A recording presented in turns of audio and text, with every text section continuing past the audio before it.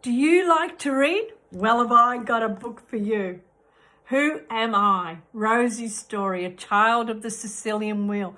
This is my 5th book and my first children's book. It's a wonderful story about Rosy.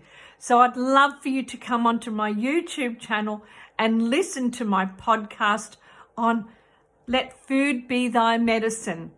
You can listen to it and you can watch the podcast on my YouTube channel. I would love for you to be part of my community and subscribe to my YouTube channel. Have a look on my page here.